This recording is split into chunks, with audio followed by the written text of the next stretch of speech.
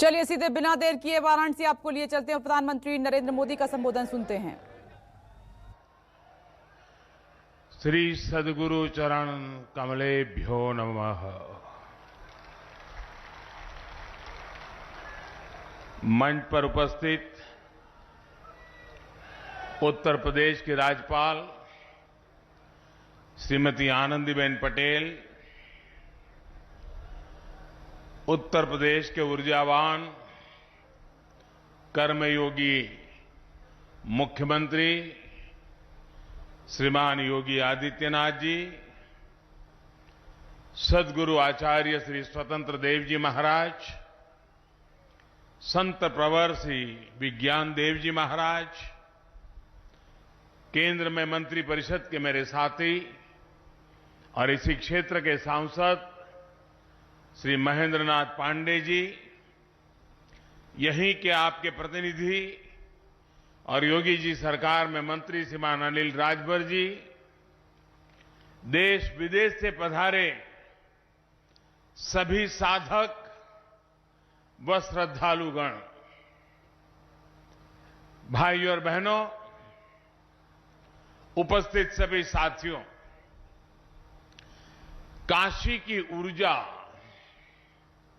अक्षुण्ण तो है ही, ये नित नया विस्तार भी लेती रहती है। कल काशी ने भव्य विश्वनाथ धाम महादेव के चरणों में अर्पित किया और आज विहंगम योग संस्थान का ये अद्भुत आयोजन हो रहा है। इस दैवीय भूमि पर ईश्वर अपनी अनेक इच्छाओं की पूर्ति के लिए संतों को ही निमित्त बनाता है। आप जब संतों की साधना पुण्य फल को प्राप्त करती है तो सुखद संयोग भी बनते ही चले जाते हैं। आज हम देख रहे हैं अखिल भारतीय विहंगम योग संस्थान का 58वां वार्षिकोत्सव स्वतंत्रता आंदोलन में सद्गुरु सदाफल देव जी की कारागार यात्रा के 100 वर्ष और देश की आजादी का अमृत महोत्सव, ये सब हम सब एक साथ इनके साक्षी बन रहे हैं। इन सभी संयोगों के साथ आज गीता जयंती का पुण्य अवसर भी है। आज के ही दिन कुरुक्षेत्र की युद्ध की भूमि में जब सेनाएं आमने सामने थी, मानवता को योग, अध्यात्म और परमात्मा का परम ज्ञान मिला था। मैं इस अवसर पर भगवान श्री कृष्ण के चरणों में नमन करते हुए आप सभी को और सभी देशवासियों को गीता जयंती की हार्दिक बधाई देता हूं। भाई और बहनों, सद्गुरु सदाफल देव जी ने समाज के जागरण के लिए विहंगम योग को जन जन तक पहुंचाने के लिए यज्ञ किया था। आज वो संकल्प बीज हमारे सामने इतने विशाल वटवृक्ष के रूप में खड़ा है।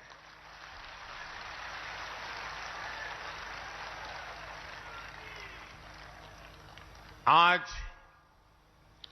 5101 यज्ञ कुंडों के विश्व शांति वैदिक महायज्ञ के रूप में इतने बड़े सहयोगासन प्रशिक्षण शिविर के रूप में, इतने सेवा प्रकल्पों के रूप में और लाखों लाख साधकों के इस विशाल परिवार के रूप में हम उस संत संकल्प की सिद्धि को अनुभव कर रहे हैं। मैं सद्गुरु सदाफल देव जी को नमन करता हूं, उनकी आध्यात्मिक उपस्थिति को प्रणाम करता हूं।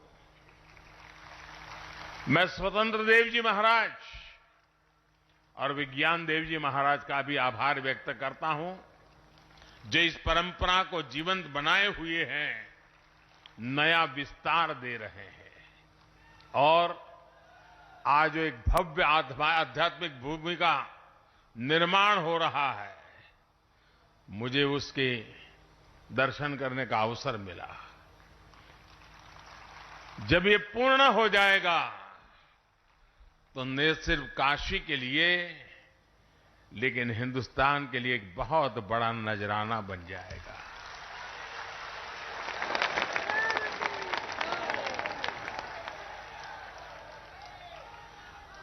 हमारा देश इतना अद्भुत है कि हां जब भी समय विपरीत होता है, कोई न कोई संत विभूति समय की धारा को मोड़ने के लिए अवतरित हो जाती है।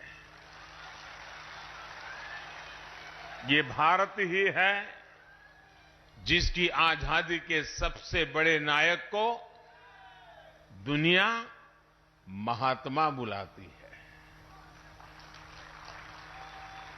ये भारत ही है जहां के राजनीतिक आंदोलन के भीतर भी आध्यात्मिक चेतना निरंतर प्रवाहित रही है।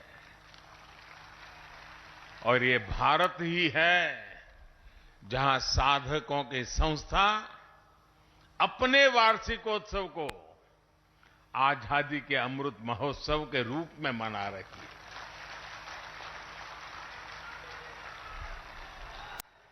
साथियों, यहां हर साधक गौरवान्वित है कि उनके पारमार्थिक गुरुदेव ने स्वाधीनता संग्राम को दिशा दी थी और सहयोग आंदोलन में जेल जाने वाले पहले व्यक्तियों में संत सदाफल देव जी भी थे। जेल में ही उन्होंने स्वरवेद के विचारों पर मंथन किया। जेल से रिहा होने के बाद उसे मूर्त स्वरूप दिया। साथियों, सैकड़ों साल के इतिहास में हमारे स्वाधीनता संग्राम के कितने ही ऐसे पहलू रहे हैं जिन्होंने देश को एकता के सूत्र में बांधे रखा। ऐसे कितने ही संत थे जो आध्यात्मिक तप छोड़कर आजादी के लिए जुटे। हमारे स्वाधीनता संग्राम की ये आध्यात्मिक धारा इतिहास में वैसे दर्ज नहीं की गई जैसे की जानी चाहिए थी। आज जब हम आजादी का अमृत महोत्सव मना रहे हैं तो इस धारा को सामने लाना हमारा दायित्व है। इसलिए आज देश आजादी की लड़ाई में अपने गुरुओं, संतों और तपस्वियों के योगदान को स्मरण कर रहा है। नई पीढ़ी को उनके योगदान से परिचित करा रहा है। मुझे खुशी है कि विहंगम योग संस्थान भी इसमें सक्रिय भूमिका निभा रहा है। साथियों, भविष्य के भारत को सुदृढ़ करने के लिए अपनी परंपराओं, अपने ज्ञान दर्शन का विस्तार आज समय की मांग है। इस सिद्धि के लिए काशी जैसे हमारे आध्यात्मिक और सांस्कृतिक केंद्र एक प्रभावी माध्यम बन सकते हैं। हमारी सभ्यता के ये प्राचीन शहर पूरे विश्व को दिशा दिखा सकते हैं। बनारस जैसे शहरों ने मुश्किल से मुश्किल समय में भी भारत की पहचान के, कला के, उद्यमिता के बीजों को सहेज कर रखा है। जहां बीज होता है, वृक्ष वहीं से विस्तार लेना शुरू करता है। और इसलिए आज जब हम बनारस के विकास की बात करते हैं, तो इससे पूरे भारत के विकास का रोड मैप भी बन जाता है। भाई और बहनों, आज आप लाखों लोग यहां उपस्थित हैं। आप अलग अलग राज्यों से, अलग अलग जगह से आए हैं। आप काशी में अपनी श्रद्धा, अपना विश्वास, अपनी ऊर्जा और अपने साथ असीम संभावनाएं कितना कुछ लेकर आए हैं। आप काशी से जब जाएंगे तो नए विचार, नए संकल्प, यहां का आशीर्वाद, यहां के अनुभव कितना कुछ लेकर जाएंगे। लेकिन वो दिन भी याद करिए, जब आप यहां आते थे तो क्या स्थिति थी। जो स्थान इतना पवित्र हो, उसकी बदहाली लोगों को निराश करती थी। लेकिन आज ये परिस्थिति बदल रही है। आज जब देश विदेश से लोग आते हैं तो एयरपोर्ट से निकलते ही उन्हें सब बदला बदला लगता है।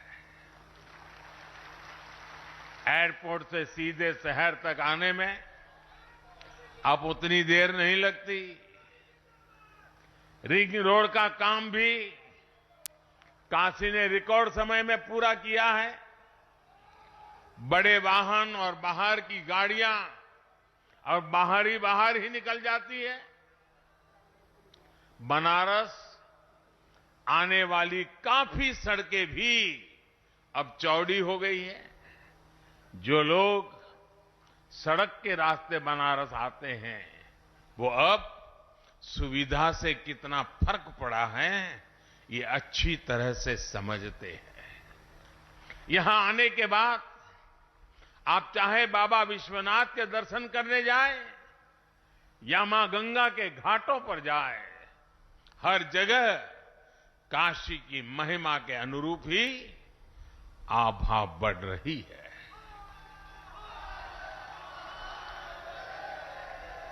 काशी में बिजली के तारों के जंजाल को अंडरग्राउंड करने का काम जारी है। लाखों लीटर सीवेज का ट्रीटमेंट भी हो रहा है। इस विकास का लाभ यहां आस्था और पर्यटन के साथ साथ यहां की कला संस्कृतियों को भी मिल रहा है। ट्रेड फैसिलिटेशन सेंटर हो, रुद्राक्ष कन्वेंशन सेंटर हो या बुनकरों, कारीगरों के लिए चलाए जा रहे प्रोग्राम, आज काशी के कौशल को नई ताकत मिल रही है। स्वास्थ्य के क्षेत्र में भी आधुनिक सुविधाओं और इंफ्रास्ट्रक्चर के कारण बनारस एक बड़े मेडिकल हब के रूप में उभर रहा है। साथियों, जब मैं काशी आता हूं या दिल्ली में भी रहता हूं तो प्रयास रहता है कि बनारस में हो रहे विकास कार्यों को गति देता रहूं। कल रात 12, साढ़े 12 बजे के बाद जैसे ही मुझे अवसर मिला, मैं फिर निकल पड़ा था अपनी काशी में जो काम चल रहे हैं, जो काम किया गया है, उनको देखने के लिए निकल पड़ा था। गौदौलिया में जो सुंदरीकरण का काम हुआ है, वो वाकई देखने योग्य बना है। वहां कितने ही लोगों से मेरी बातचीत हुई। मैंने मड़ुवाड़ी में बनारस रेलवे स्टेशन भी देखा। इस स्टेशन का भी अब कायाकल्प हो चुका है। पुरातन को समेटे हुए नवीनता को धारण करना बनारस देश को नई दिशा दे रहा है। साथियों, इस विकास का सकारात्मक असर बनारस के साथ साथ यहां आने वाले पर्यटकों पर भी पड़ रहा है। अगर हम 2019-20 की बात करें तो 2014-15 के मुकाबले में यहां आने वाले पर्यटकों की संख्या 2 गुनी हो गई है, डबल हो गई है। 2019-20 में कोरोना के कालखंड में अकेले बाबतपुर एयरपोर्ट से ही 30 लाख से ज्यादा यात्रियों का आना जाना हुआ है। इस बदलाव से काशी ने ये दिखाया है कि इच्छा शक्ति हो तो परिवर्तन आ सकता है। यही बदलाव आज हमारे दूसरे तीर्थ स्थानों में भी दिख रहा है। केदारनाथ, जहां अनेक कठिनाइयां होती थी, 2013 की तबाही के बाद लोगों का आना जाना कम हो गया था। वहां भी अब रिकॉर्ड संख्या में श्रद्धालु पहुंच रहे हैं।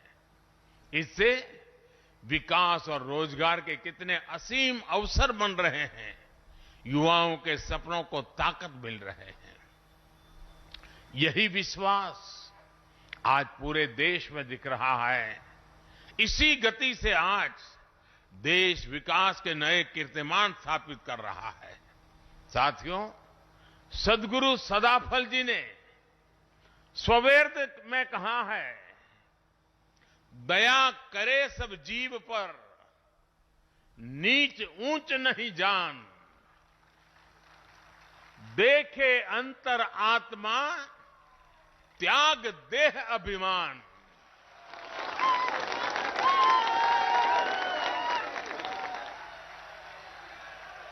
यानी सबसे प्रेम, सबके प्रति करुणा, ऊंच नीच से भेदभाव से मुक्ति, यही तो आज देश की प्रेरणा है। आज देश का मंत्र है सबका साथ, सबका विकास, सबका विश्वास। मैं मेरा के स्वार्थ से ऊपर उठकर आज देश सबका प्रयास के संकल्प से आगे बढ़ रहा है। साथियों, स्वाधीनता संग्राम के समय सद्गुरु ने हमें मंत्र दिया था स्वदेशी का।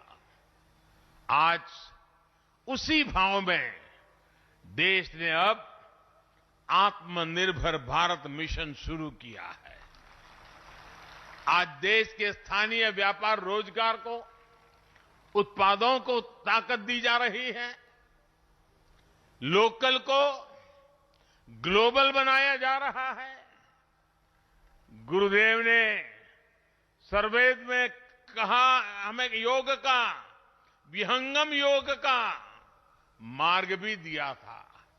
उनका सपना था कि योग जन जन तक पहुंचे और भारत की योग शक्ति पूरे विश्व में स्थापित हो।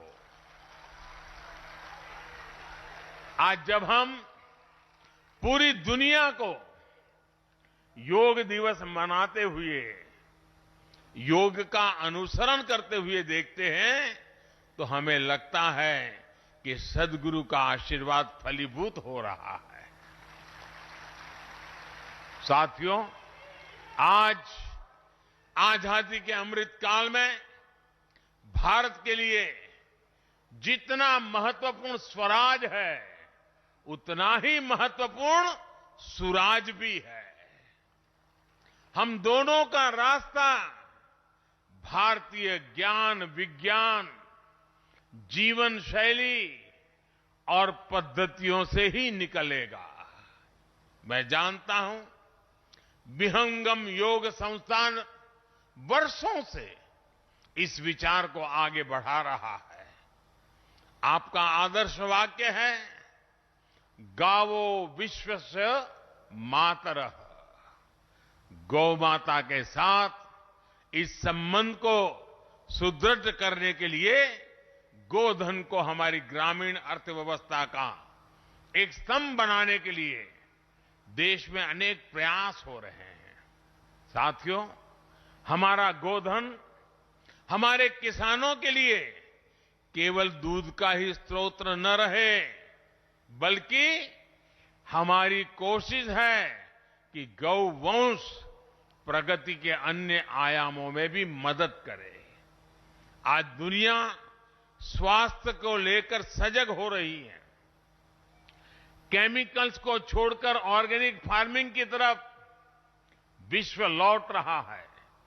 हमारे यहां गोबर कभी ऑर्गेनिक फार्मिंग का बड़ा आधार होता था, हमारी ऊर्जा जरूरतों को भी पूरी करता था। आज देश गोबर्धन योजना के जरिए बायोफ्यूल को बढ़ावा दे रहा है, ऑर्गेनिक फार्मिंग को बढ़ावा दे रहा है और इन सब से एक तरह से पर्यावरण की रक्षा भी हो रही है। आज से 2 दिन बाद 16 तारीख को जीरो बजट नेचुरल फार्मिंग, इस पर एक बड़ा राष्ट्रीय कार्यक्रम भी होने जा रहा है। इसमें पूरे देश से किसान जुड़ेंगे। मैं चाहूंगा कि आप सभी भी 16 दिसंबर को प्राकृतिक खेती के बारे में ज्यादा से ज्यादा जानकारी प्राप्त करें और बाद में किसानों को घर घर जाके बताएं। एक ऐसा मिशन है जिसे जन आंदोलन बनना चाहिए और इसमें आप सभी अहम भूमिका निभा सकते हैं। साथियों, आजादी के अमृत महोत्सव में देश अनेक संकल्पों पर काम कर रहा है। विहंगम योग संस्थान सदगुरु सदाफल देव जी के निर्देशों का पालन करते हुए लंबे समय से समाज कल्याण के कितने ही अभियान चला रहा है। आज से 2 साल बाद आप सभी साधक यहां 100वें अधिवेशन के लिए एकत्रित होंगे। 2 साल का ये बहुत उत्तम समय है। इसे ध्यान में रखकर मैं आज आप सभी से कुछ संकल्प लेने का आग्रह करना चाहता हूं। ये संकल्प ऐसे होने चाहिए जिसमें सदगुरु के संकल्पों की सिद्धि हो और जिसमें देश के मनोरथ भी शामिल हो। ये ऐसे संकल्प हो सकते हैं जिन्हें अगले 2 साल में गति दी जाए, मिलकर के पूरा किया जाए। जैसे एक संकल्प हो और हो सकता है हमें बेटी को पढ़ाना है, हमें हमारी बेटियों को स्किल डेवलपमेंट के लिए भी तैयार करना है। अपने परिवार के साथ साथ जो लोग समाज में जिम्मेदारी उठा सकते हैं वो 1-2 गरीब बेटियों के स्किल डेवलपमेंट की जिम्मेदारी उठाएं। एक और संकल्प हो सकता है, पानी बचाने के लिए हमें अपनी नदियों को, गंगा जी को, सभी जल स्रोतों को स्वच्छ रखना है। इसके लिए भी आपसे संस्थान द्वारा नए अभियान शुरू किए जा सकते हैं। जैसा मैंने पहले भी बताया, देश आज प्राकृतिक खेती पर बल दे रहा है। इसके लिए लाखों लाख किसान भाई बहनों को प्रेरित करने में भी आप सब बहुत बड़ी मदद कर सकते हैं। हमें अपने आसपास सफाई स्वच्छता का भी विशेष ध्यान देना है। किसी भी सार्वजनिक जगह पर गंदगी न फैले, ये ध्यान रखना है। परमात्मा के नाम से आपको कोई न कोई सेवा का ऐसा कार्य भी जरूर करना है जिसका लाभ पूरे समाज को हो। मुझे विश्वास है इस पवित्र अवसर पर संतों के आशीर्वाद से ये संकल्प जरूर पूरे होंगे और नए भारत के सपनों को पूरा करने में सहयोग देंगे। इसी विश्वास के साथ आप सभी का बहुत बहुत धन्यवाद। पूज्य स्वामी जी का मैं आभारी हूं कि इस महत्वपूर्ण पवित्र अवसर पर मुझे भी आप सबके बीच आने का अवसर मिला, इस पवित्र स्थान का दर्शन करने का अवसर मिला। मैं फिर एक बार सबका आभार व्यक्त करता हूं। हर हर महादेव। बहुत बहुत धन्यवाद। तो प्रधानमंत्री मोदी को आप सुन रहे थे, जो इस वक्त अपने काशी दौरे पर हैं और वहां स्वरवेद महामंदिर से इस वक्त वो लोगों को संबोधित कर रहे थे। स्वरवेद महामंदिर धाम से प्रधानमंत्री मोदी ने तमाम बातें कही। इसके साथ ही सदगुरु को याद भी किया, नमन भी किया। काशी का विकास देश के विकास का रोड मैप है। प्रधानमंत्री ने इस दौरान ये कहा, काशी को मेडिकल हब भी बनाना है। काशी में चल रहे कामों को प्रधानमंत्री ने खुद देखा है। नमस्कार, मैं हूं मानक गुप्ता। अगर आपको हमारा ये वीडियो पसंद आया हो तो इसे लाइक और शेयर जरूर करें और हां, हमें सब्सक्राइब और फॉलो करना ना भूलें ताकि आप देश और दुनिया की कोई खबर मिस ना करें। तो जुड़े रहिए हमारे साथ और देखते रहिए न्यूज़ 24।